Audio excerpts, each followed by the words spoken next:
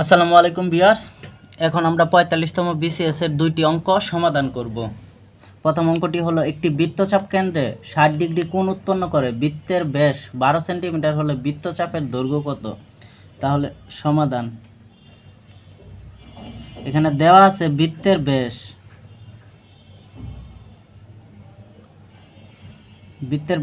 ব্যাসকে 2r দ্বারা প্রকাশ করা হয়, সমান সমান হলো ১২ সেন্টিমিটার।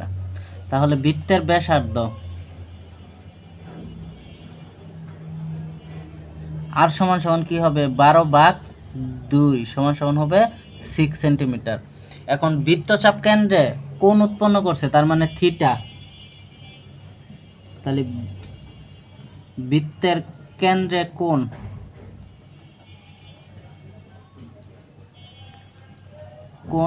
থিটা সমান সমান হলো ৬০ ডিগ্রি।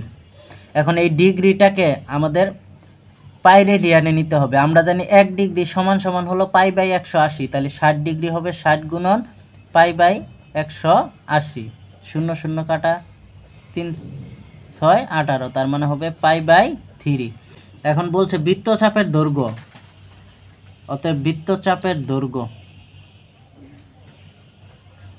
এর সমান সমান, আমরা জানি বৃত্তচাপের দৈর্ঘ্যের সমান সমান হলো r থিটা। এখানে r এর মান হলো 6, থিটার মান হলো পাই/3। ৩ দুগুণে ৬, তার মানে হবে 2 পাই। অ্যান্সার হবে 2 পাই। তাহলে অঙ্কটা আবার বুঝাচ্ছি। একটি বৃত্তচাপ কেন্দ্রে ৬০ ডিগ্রি কোণ উৎপন্ন করে বৃত্তের ব্যাস ১২ সেন্টিমিটার হলো বৃত্তচাপের দৈর্ঘ্য কত? তাহলে বৃত্তের ব্যাস 2r সমান সমান দেওয়া আছে ১২ সেন্টিমিটার। তাহলে বৃত্তের ব্যাসার্ধ হবে অর্ধেক 6 সেন্টিমিটার। বৃত্তের কেন্দ্রে কোণ হলো ৬০ ডিগ্রি, কোণটাকে রেডিয়ানে নিতে হবে। তাহলে আমরা জানি ১ ডিগ্রি সমান সমান পাই/১৮০। তাহলে ৬০ ডিগ্রি হবে ৬০ গুণন পাই/১৮০, তাহলে পাই/3।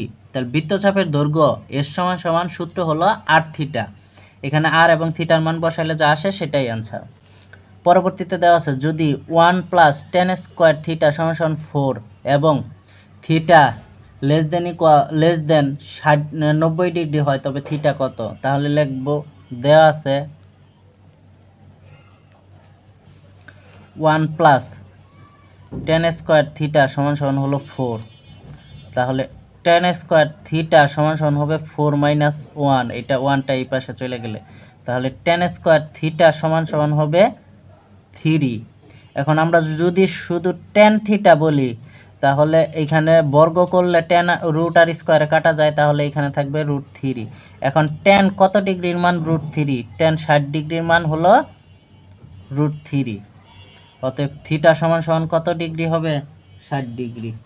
এটাই অ্যান্সার।